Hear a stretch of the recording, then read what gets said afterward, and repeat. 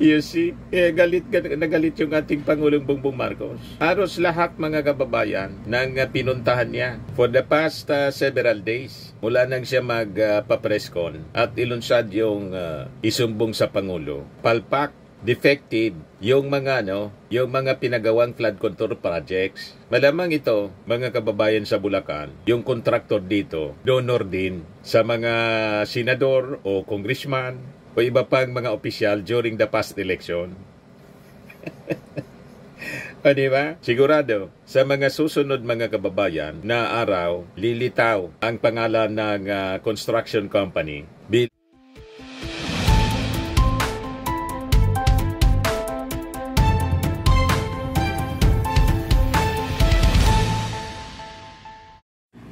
Hello po mga kababayan, si Dante Maravillas, Bicolano vlogger, broadcast journalist from Albay. Tuloy-tuloy ang inspeksyon ng ating Pangulong Bongbong Marcos para tugunan ang mga sumbong ng ating mga mamamayang Pilipino sa mga palpak na flood control project sa ating bansa. Mula Iloilo, kahapon, ngayon naman ang binisita niya, mga kababayan, in-inspeksyon yung Bulacan. Pumunta yung ating Pangulo sa Kalumpit, Bulacan para tingnan yung isinumbong sa kanya ng isang concerned citizen na palpak tulad ng sa Iloilo City, mga kababayan, na discovery ng ating Pangulo. Palpak din. Ito yung ginawa na inspeksyon ng ating Pangulo ng rehabilitation ng river protection structure along Barangay Bulusan, Kalumpit, Bulacan. Tingnan natin mga kababayan yung ginagawang inspeksyon o ginawang inspeksyon ng ating Pangulo. Kalumpit ang nagsisilbing catch basin na mas lalong lumalala tuwing high tide. Ginawang press conference ng Pangulo kamakailan, ang lalawigan ng Bulacan ang natukoy na may pinakamalaking flood control projects na natanggap na aabot sa bilang na 668 na may kabuuang pondong nagkakahalagang 6.5 bilyong piso. Ayon sa datos na nilabas ng sumbong sa Pangulo.ph, nakatanggap ang bayan ng Kalumpit ng 38 flood control projects na nagkakahalagang 2.9 bilyong piso sa loob ng taong 2022 hanggang 2024. Ngunit sa kabila ng mga naitayong flood control projects, patuloy na nakakaranas ang bayan ng Kalumpit ng lampas-ulong pagbaha. Sa katunayan, ilang araw bago ang State of the Nation address ng Pangulo, nagdeklara ang bayan ng Kalumpit ng State of Calamity dulot ng matinding pagbaha, hatid ng walang tigil na ulan, dala ng habagat. Kayanungan, bakit tila hindi ramdam ng mga taga-Kalumpit ang mga ginagawang flood control projects ng pamahalaan? Rico Salonga, ang hepe ng tanod dito sa barangay ng Bulusan. Morning, sir. Sir, kwentuhan niyo po kami. Kumusta po ba yung sitwasyon ng ating mga residente tuwing bumabaha? Bakit po ba parang patuloy na lang? I mean, wala pong pakundangan yung pagbaha po dito sa inyong lugar? Yung ano po kasi, yung flood control na sinasabi, hindi pa po siya tagpos talaga. At may nagagawa po, kaya lang hindi po siya pare-parehas ng taas. Kaya pinapasok po ng tubig ang buong Bulusan. Kaya po ang mga bata po dito, hirap na hirap sa pagpasok, sa umaga, sa hapon. Chiptanod siya. Nila. Kaya hirap na hirap po talagang umuwi. Sir, ngayon sir, kasi ang sisilipin dito ng ating Pangulo ay yung ginawang rehabilitation ng river protection structure along Barangay Bulusan. So sir, ano po ba yung strukturang to at bakit para tila hindi siya nakakatulong para maibsan nga yung pagbaha dito? Yung ano po kasi, yung diking ginagawa po ngayon dito ay putol-putol pa po siya, hindi pa po siya tagpos talaga. Ang nangyayari po, yung kalahati po ng Bulusan, halos wala pa hong harang. Kaya pumapasok pa rin po yung high tide. Pero kung pare-parehas po ng taas talaga na medyo mataas, kahit high tide po, hindi napapasok, tsaka yung baha. You see, nagalit yung ating Pangulong Bongbong Marcos. Halos lahat mga kababayan nang pinuntahan niya for the past several days. Mula nang siya magpa-presscon at ilunsad yung isumbong sa Pangulo. Palpak, defective yung mga pinagawang flood control projects. Malamang ito, mga kababayan sa Bulacan, yung kontraktor dito, donor din sa mga senador o congressman o iba pang mga opisyal during the past election. O diba? Sigurado, sa mga susunod mga kababayan na araw, lilitaw ang pangalan ng construction company bilang isang donor. Nakalagay din sa susi ng isang politiko. Yan, sabi dito sa balita ng Manila Bulletin, Marcos wants St. Timothy to explain failed 96.4 million flood control project in Bulacan. Marcos said he will have St. Timothy Construction Corporation to answer to the alleged failed rehabilitation of the river protection structure in Barangay Bulusan, Kalumpit, which has been marked completed yet it has not been serving its purpose due to damages. Pare-parehas ang findings. Talagang dinadaya nila. Hindi pa tapos o hindi man tinapos. Pero ang report sa DPWH completed na siya. At yung pagkagawa, mga kababayan, may diferensya kasi iba-iba ang height at maraming mga porsyon doon sa dapat na nilagyan ng river protection structure. Wala ban po, ghost. Putol-putol. Yes, sabi dito sa balita, St. Timothy Construction Corporation was also identified as one of the top 3 contractors out of the 15 that secured most of the flood control projects nationwide. St. Timothy ang kontratista dito, kaya titingnan natin. Kailangan pasagutin natin kung bakit ganito ang ginawa nila, sabi ng ating Pangulo. Mas mabuti pa dapat pumunta sila rito. Makita nila kung gaano kahirap ang buhay na binibigay nila sa mga kababayan natin. Hindi pwedeng ganito, sabi ng ating Pangulo. Pambihira, this has been going on for years. Marcos cited that in the report, the project has been completed. However, nothing was really installed. More than 200 meters of revetment was not built. In the dike is actually full of holes. Ipapatawag, oo, lahat ng kasama, tapos ipapatrace natin. Saan ang galing itong mga programang ito?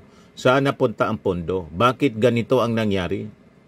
The President further expressed frustration over the failed project, saying he cannot think of any possible excuse the contractor has for failing to deliver. Sabi ng ating Pangulo na may mga divers silang kasama to look into the complaints over the flood control project, and they found out that the walls beneath the concrete slope protection were covered with thick silt, making it impossible to see if there are still sheet piles in place. Matindi mga kababayan, talagang dinadaya nila. Pakinggan natin yung ating Pangulo. Pag hahanapin ninyo, meron kami mga picture, pati sa meron kami mga diver na sinisid sa ilalim at nakita talaga very manipis lahat ng simento, hindi pantay-pantay, basta hindi maganda ang trabaho. Talagang bibigay. Kaya bumigay na nga. Kaya kailangan nila sagutin kung bakit ganito. Pero ang hirap dahil ipapakita natin ito what possible excuse do they have for not doing this? Hindi ko maisip. Dredging pala. Tapos, ito pa. Lahat ng flood control may kasamang dredging at saka desiltation. Anong sabi mo sa akin, Chairman? Minsan di ka pa nakakita ng desiltation dito. Kasama sa kontrata yun. Walang... Plus na pandaya, mga kababayan, sa mga project ng gobyerno. So, ninanakaw nila, nire-report nila may desiltation. Kasi wala man pong nag-inspection, o kung may nag-inspection man po, kasabwat. Ngayon, ang nag-inspection mismo yung ating Pangulong Bongbong Marcos. Booking sila ngayon. Sabi ng ating Pangulo, itong lahat ng mga contractors na to, pananagutin nila sa batas, kakasuhan ng ating gobyerno at iba-blacklist sila. Hindi na sila, disqualified na sila, mga kababayan, sa pangungontrata sa ating gobyerno. You see? So Marcos' visit in Bulacan followed his press conference early this week where he exposed irregularities related to the government 545 billion pesos na flood control programs consisting of 9,855 projects completed from July 22 to May 2025.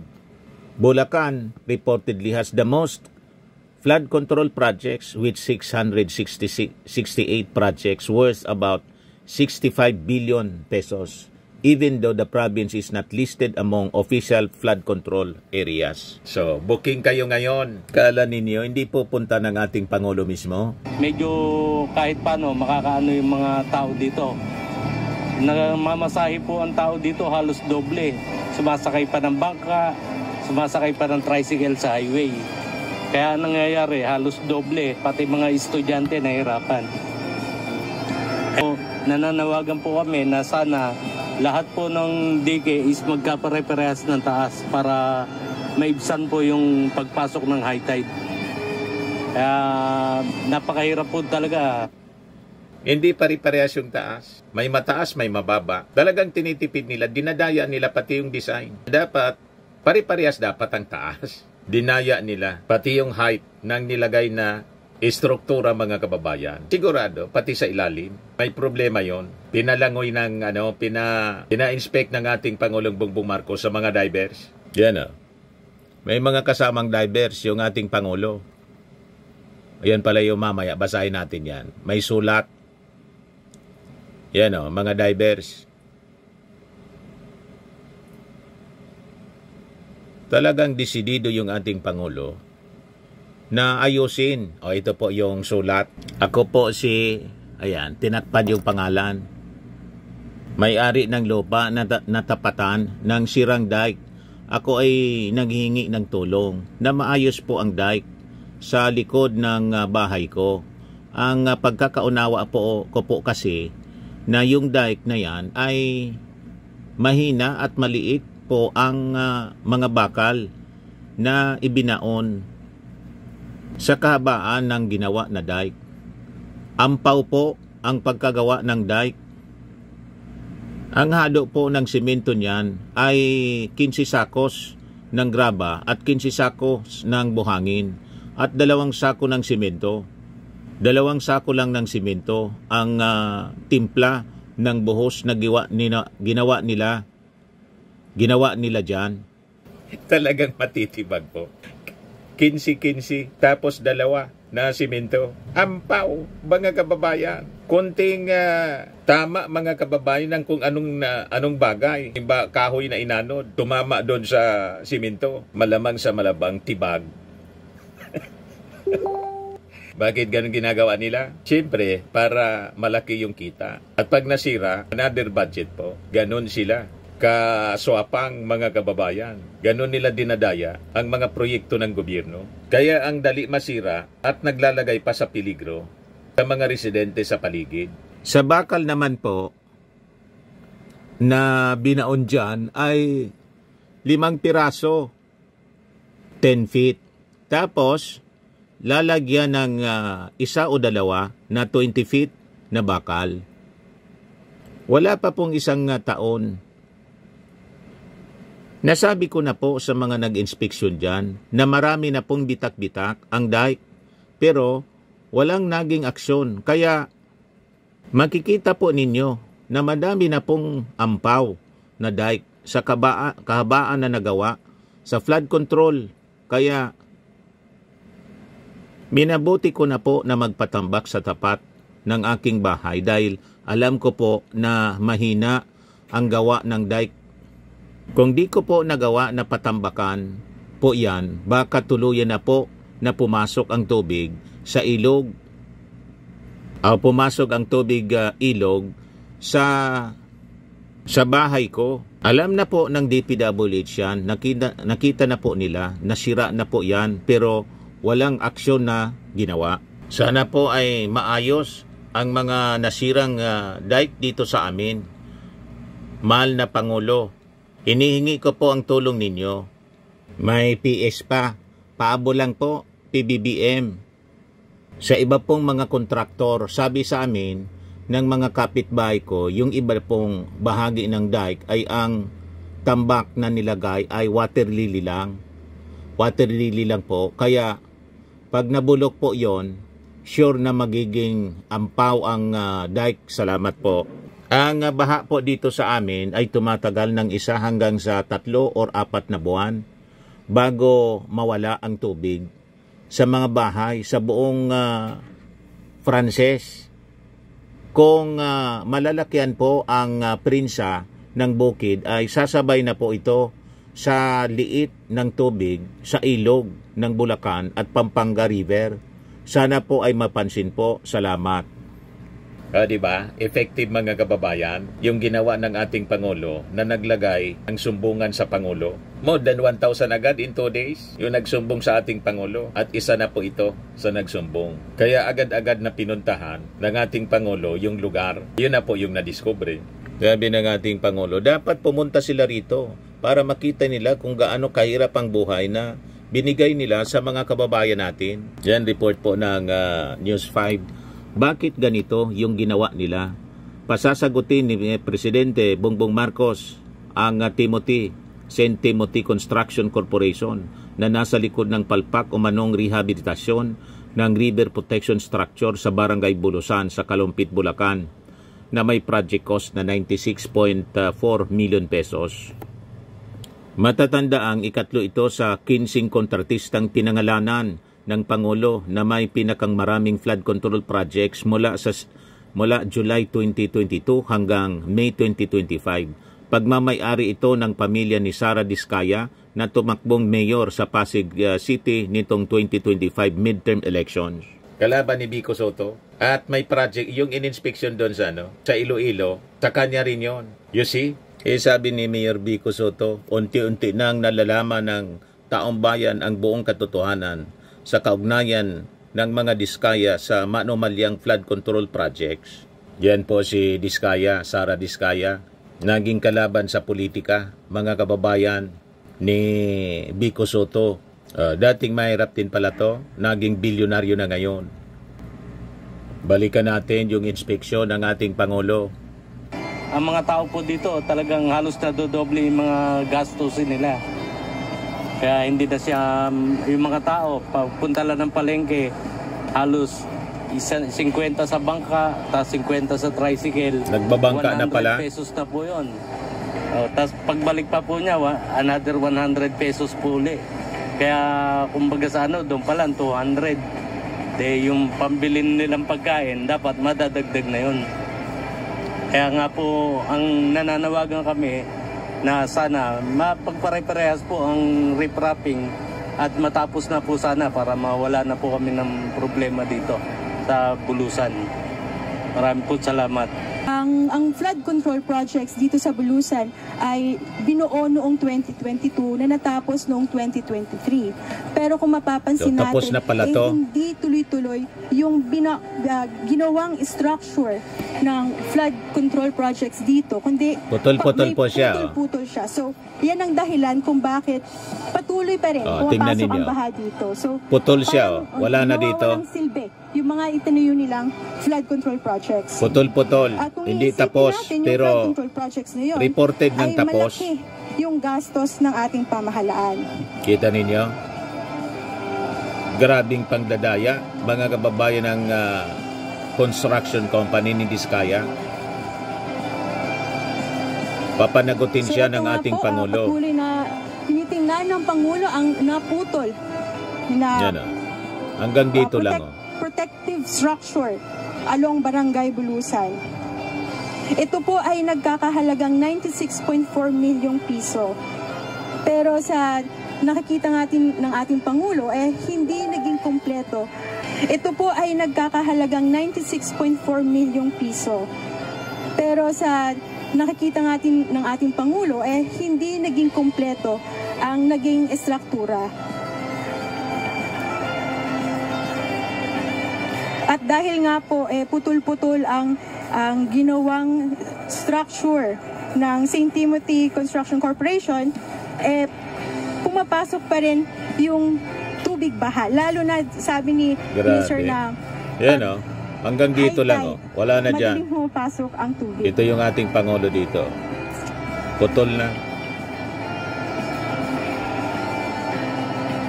You see? Grabing pandadaya, mga kababayan. At marami niyan sa buong Pilipinas. Ganyan.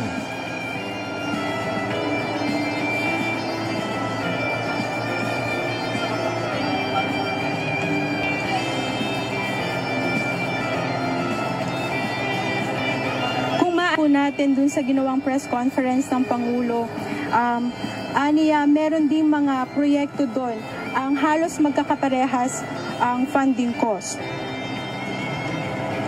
Doon sa pupuntahan ng Pangulo sa second venue niya, ito po yung mitigation structure along Barangay Frances sa bayan pa rin ng Kalumpit. Yun po ay 77.1 bilyong piso. At syempre ang kumuha po ng construction projects po nito ay ang Wawaw Builders. Iba naman, Wawaw Na siya Builders. namang natukoy bilang top 12 na may pinakamaraming nakakuhang flood control projects na aabot sa bilang na 58 mula 2022 na natapos noong 2025. Matinding pandaraya po. Walang structure. Putol na po. Yung mga reactions ng mga tao. Sabi ni Yusuf, kickback is the major problem of this project. Sabi ni Jose Boch, Sibua, how about DPWH COA? Sabi ni Sian Ron, yung nasa Quezon City pa, Timothy din yun, hindi natapos. Sabi ni Miles Flores di Oeste, di na may papangalan ni St. Timothy. Sabi ni official PBBM News, kilala nyo naman sino yang si St. Timothy na yan. Kalaban yan ni Mayor Bico sa Pasig. Si Sara Diskaya, top contractor ni Duterte sa Build. Sabi ni Mario Lim, maasahan po namin ang full investigation at makasuhan ng mga nagkasala mula kongresista, DPWH officer, other official concerned at contractor. Sabi ni Berlito Tots, Kapulong, flood na balahura pa ang prime water, prayers sa mga taga Bulacan, too bad, binigay na sa kanila lahat. Sabi ni Gob Dan Fernando, actually nagulat nga ako sa dami ng na-allocate na flood control project sa lalawigan ng Bulacan. Ayan po mga kababayan, panahon na ng paniningil.